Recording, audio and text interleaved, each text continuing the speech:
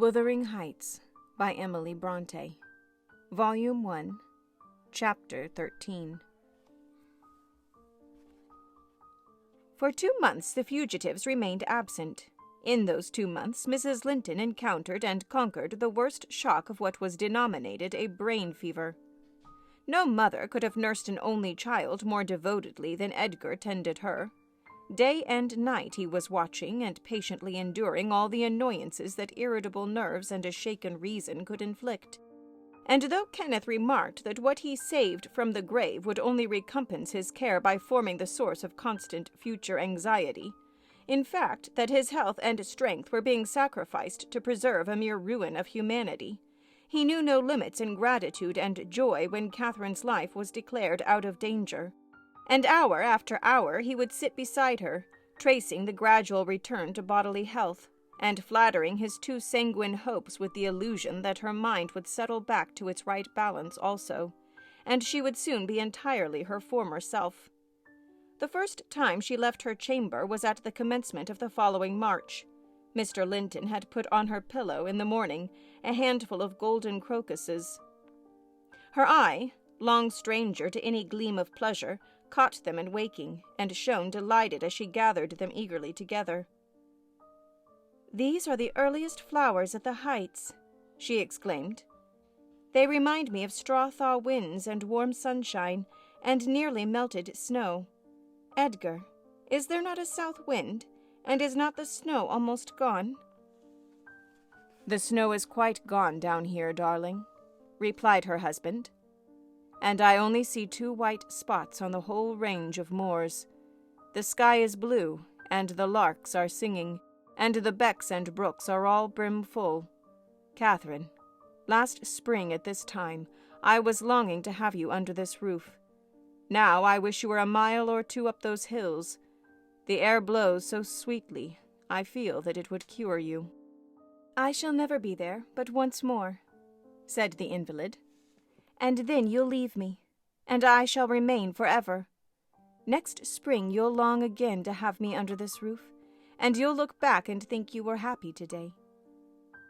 Linton lavished on her the kindest caresses, and tried to cheer her by the fondest words, but vaguely regarding the flowers, she let the tears collect on her lashes and stream down her cheeks unheeding. We knew she was really better, and therefore decided that long confinement to a single place produced much of this despondency, and it might be partially removed by a change of scene.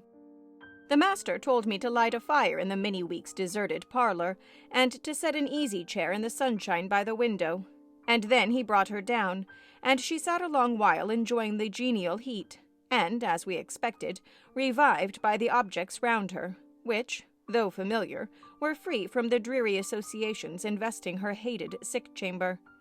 By evening she seemed greatly exhausted, yet no arguments could persuade her to return to that apartment, and I had to arrange the parlor sofa for her bed till another room could be prepared. To obviate the fatigue of mounting and descending the stairs, we fitted up this, where you lie at present, on the same floor with the parlor, and she was soon strong enough to move from one to the other, leaning on Edgar's arm. Ah, I thought myself, she might recover, so waited on as she was, and there was double cause to desire it, for on her existence depended that of another. We cherished the hope that in a little while Mr. Linton's heart would be gladdened, and his land secured from a stranger's grip by the birth of an heir. I should mention that Isabella sent to her brother, some 6 weeks from her departure, a short note announcing her marriage with Heathcliff. It appeared dry and cold, but at the bottom was dotted in with pencil an obscure apology, and an entreaty for kind remembrance and reconciliation, if her proceeding had offended him, asserting that she could not help it then, and being done, she had now no power to repeal it. Linton did not reply to this, I believe, and in a fortnight more I got a long letter which I considered odd coming from the pen of a bride just out of the honeymoon. I'll read it, for I keep it yet. Any relic of the dead is precious, if they were valued living. "Dear Ellen," it begins. "I came last night to Wuthering Heights and heard for the first time that Catherine has been ill, and is yet very ill. I must not write to her, I suppose, and my brother is either too angry or too distressed to answer what I send him. Still, I must write to somebody, and the only choice left me is you. Inform Edgar that I'd give the world to see his face again, that my heart returned to Thrushcross Grange in 24 hours after I left it, and is there at this moment full of warm feelings for him and Catherine. I can't follow it, though." These words were underlined. "They need not expect me, and they may draw what conclusions they please, taking care, however, to lay nothing at the door of my weak will or deficient affection. The remainder of the letter is for yourself alone. I want to ask you 2 questions. The first is, how did you contrive to present the common sympathies of human nature when you resided here? I cannot recognize any sentiment which those around share with me. The second question I have great interest in. It is this: is Mr. Heathcliff a man? If so, is he mad? And if not, is he a devil?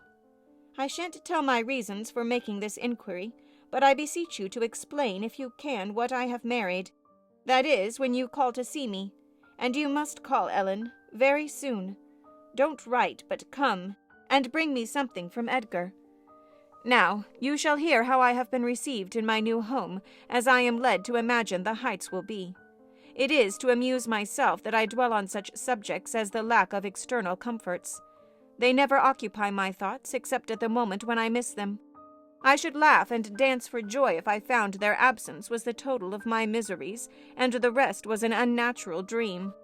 The sun set behind the Grange as we turned on to the moors. By that I judged it to be 6 o'clock, and my companion halted half an hour to inspect the park, and the gardens, and probably the place itself as well as he could. So it was dark when we dismounted in the paved yard of the farmhouse, and your old fellow's servant Joseph issued out to receive us by the light of a dip candle. He did it with a courtesy that redounded to his credit. His first act was to elevate his torch to a level with my face, squint malignantly, project his upper lip, and turn away. Then he took the 2 horses and led them into the stables, reappearing for the purpose of locking the outer gate, as if we lived in an ancient castle. Heathcliff stayed to speak to him, and I entered the kitchen, a dingy, untidy hole. I dare say you would not know it, it is so changed since it was in your charge. By the fire stood a ruffianly child, strong in limb and dirty in garb, with a look of Catherine in his eyes and about his mouth. This is Edgar's legal nephew, I reflected. Mine, in a manner. I should shake hands, and yes, I must kiss him. It is right to establish a good understanding at the beginning. I approached, and attempting to take his chubby fist, said, "How do you do, my dear?" He replied in a jargon I did not comprehend. "Shall you and I be friends, Hareton?" was my next essay at conversation. An oath and a threat to set Throttler on me if I did not frame off rewarded my perseverance.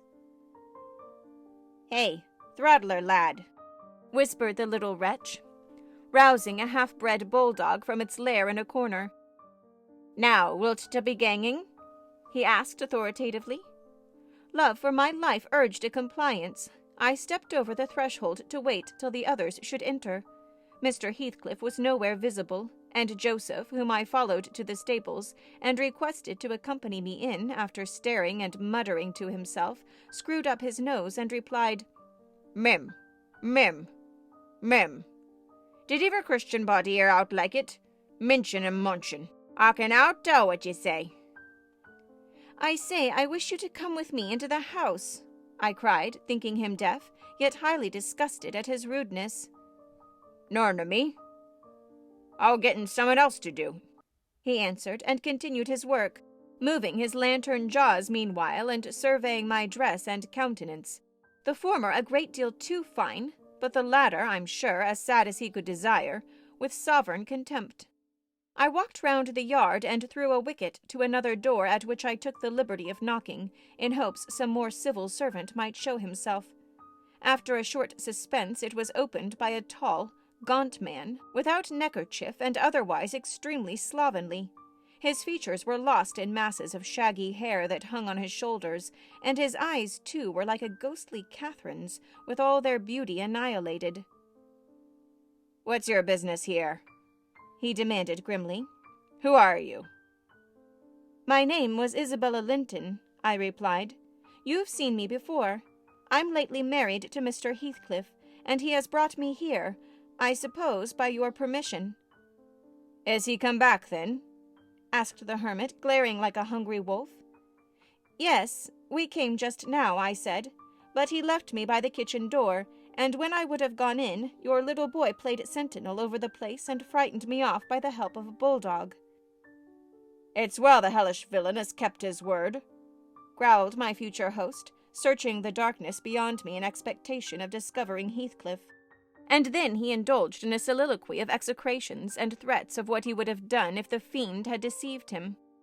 I repented having tried this second entrance, and was almost inclined to slip away before he finished cursing, but ere I could execute that intention, he ordered me in and shut and refastened the door. There was a great fire, and that was all the light in the huge apartment, whose floor had grown a uniform gray, and the once brilliant pewter dishes which used to attract my gaze when I was a girl partook of a similar obscurity, created by tarnish and dust.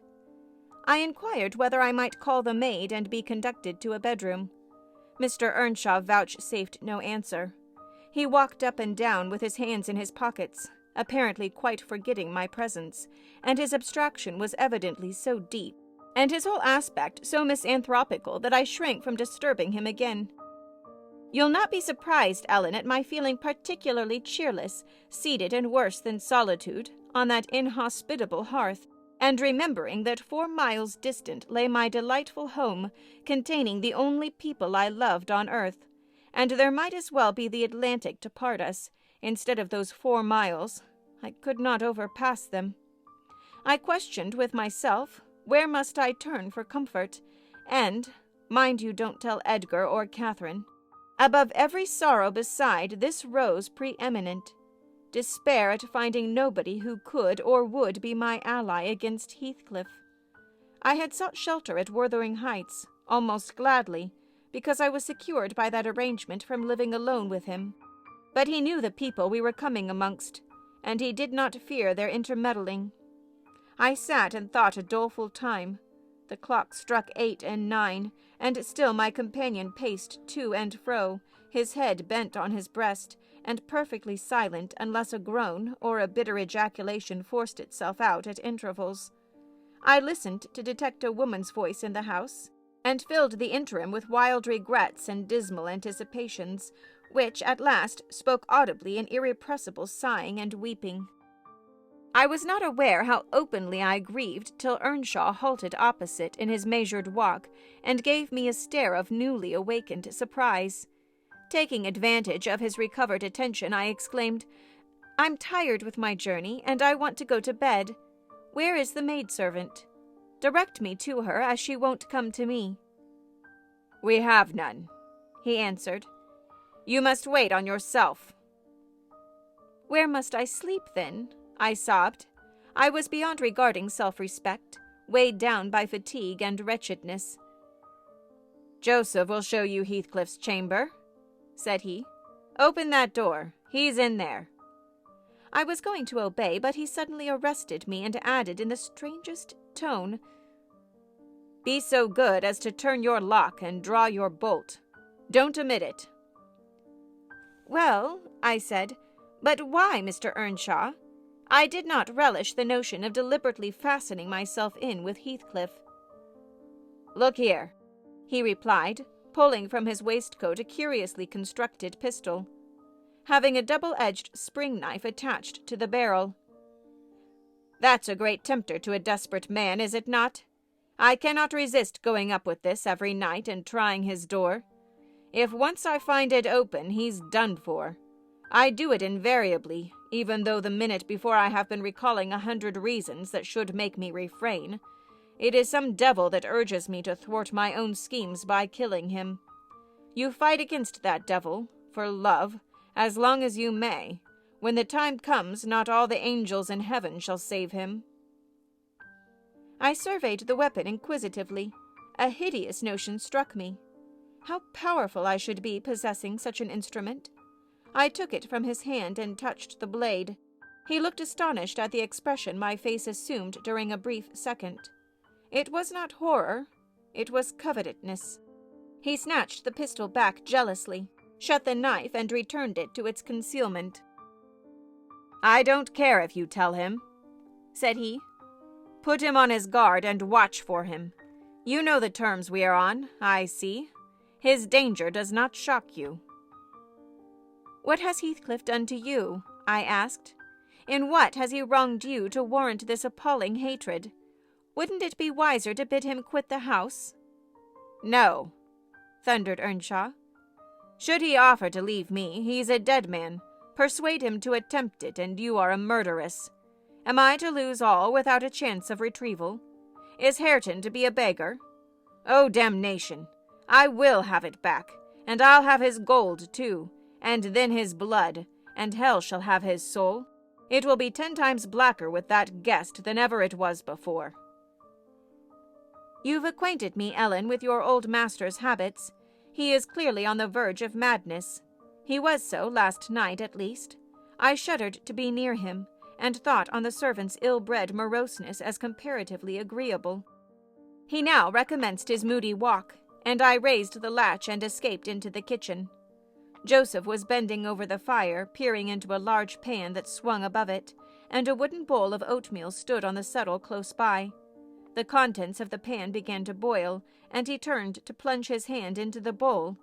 I conjectured that this preparation was probably for our supper, and being hungry, I resolved it should be eatable. So, crying out sharply, "I'll manage the porridge," I removed the vessel out of his reach and proceeded to take off my hat and riding habit. "Mr. Earnshaw," I continued, "directs me to wait on myself. I will. I'm not going to act the lady among you, for I fear I should starve." "Good Lord," he muttered, sitting down and stroking his ribbed stockings from the knee to the ankle. "If they's to be fresh ortherings, just when I'll getting used to 2 maisters, if I mun hev a mistress set on my head, it's like time to be flitting. I never did think to say today that I would love the old place, but I doubt it's nigh to end." This lamentation drew no notice from me. I went briskly to work, sighing to remember a period when it would have been all merry fun, but compelled speedily to drive off the remembrance. It racked me to recall past happiness, and the greater peril there was of conjuring up its apparition, the quicker the thibble ran round, and the faster the handfuls of meal fell into the water. Joseph beheld my style of cookery with growing indignation. "There," he ejaculated. "Hareton, thou wilt sup thy porridge tonight. There'll nowt be lumps as big as my knave. There again. I'd fling in bowl and all if I were ya. There, pail to gulp off, and then you'll have done with it. Bang, bang. It's a marcy the bathroom isn't dead of doubt." It was rather a rough mess, I own, when poured into the basins. 4 had been provided, and a gallon pitcher of new milk was brought from the dairy, which Hareton seized and commenced drinking and spilling from the expansive lip. I expostulated and desired that he should have his in a mug, affirming that I could not taste the liquid treated so dirtily. The old cynic chose to be vastly offended at this nicety, assuring me repeatedly that the barn was every bit as good as I, and every bit as wholesome, and wondering how I could fashion to be so conceited. Meanwhile, the infant ruffian continued sucking, and glowered up at me defyingly as he slavered into the jug. "I shall have my supper in another room," I said. "Have you no place you call a parlour?" "Parlour," he echoed sneeringly. "Parlour. Nay, we've no parlours. If ye don't like your company, there's maisters. If ye don't like maister, there's us." "Then I shall go upstairs," I answered. "Shew me a chamber." I put my basin on a tray and went myself to fetch some more milk. With great grumblings, the fellow rose and preceded me in my ascent.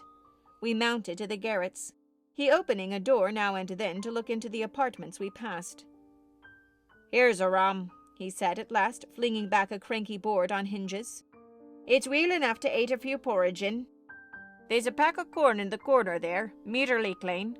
If you're feared of mucking your grand silk clothes, spread your handkerchief out to top on it."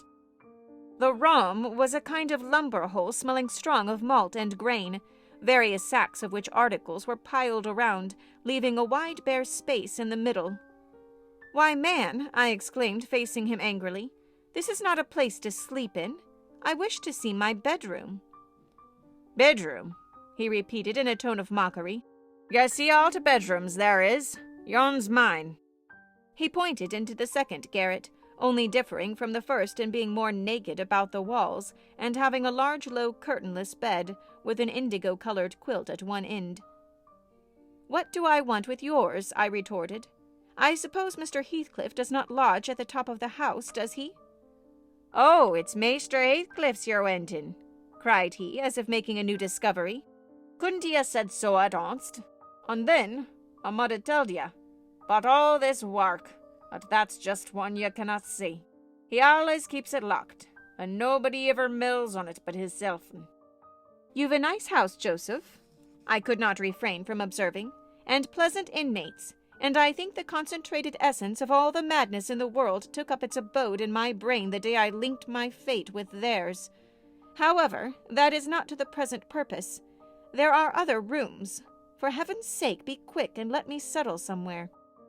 He made no reply to this adjuration, only plodding doggedly down the wooden steps and halting before an apartment which, from that halt and the superior quality of its furniture, I conjectured to be the best one.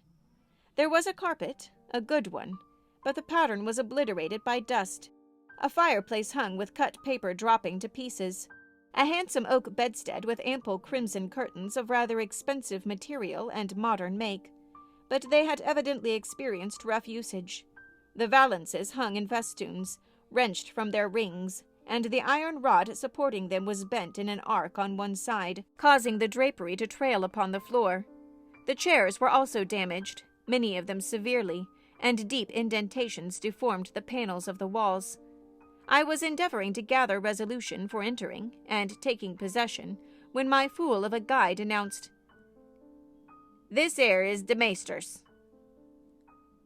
My supper by this time was cold, my appetite gone, and my patience exhausted. I insisted on being provided instantly with a place of refuge, and means of repose. "Where the devil," began the religious elder, "the Lord bless us, the Lord forgie us, where the hell would ye be gang? Ye marred waresome nowt. You have seen all but Harden's bit of a chamber. There's not another hole to leg down in the house."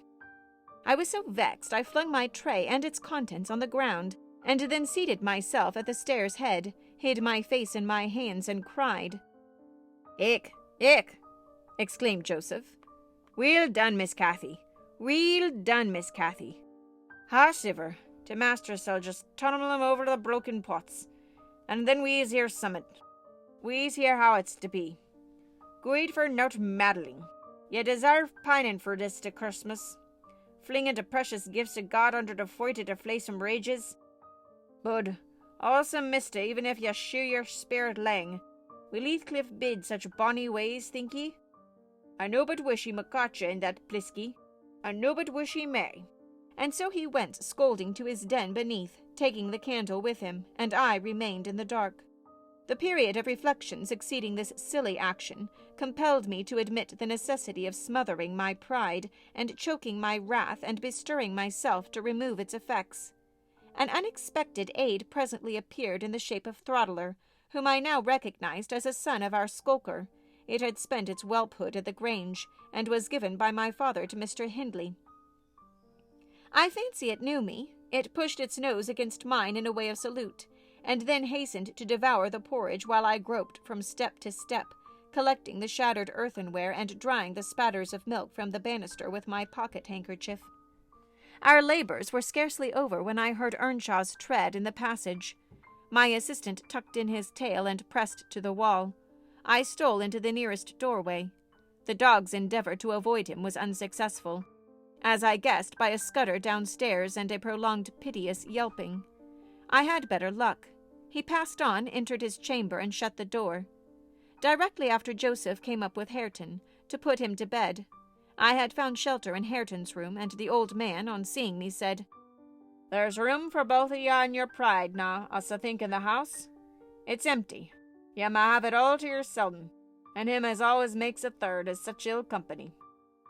Gladly did I take advantage of this intimation, and the minute I flung myself into a chair by the fire I nodded and slept. My slumber was deep and sweet, though over far too soon. Mr. Heathcliff awoke me. He had just come in, and demanded in his loving manner what I was doing there. I told him the cause of my staying up so late, that he had the key of our room in his pocket. The adjective "our" gave mortal offence. He swore it was not, nor should ever be mine, and but I'll not repeat his language, nor describe his habitual conduct. He is ingenious and unresting in seeking to gain my abhorrence. I sometimes wonder at him with an intensity that deadens my fear, yet I assure you a tiger or a venomous serpent could not rouse terror in me equal to that which he wakens. He told me of Catherine's illness and accused my brother of causing it, promising that I should be Edgar's proxy in suffering till he could get a hold of him. I do hate him. I am wretched. I have been a fool. Beware of uttering one breath of this to any one at the Grange. I shall expect you every day. Don't disappoint me. Isabella.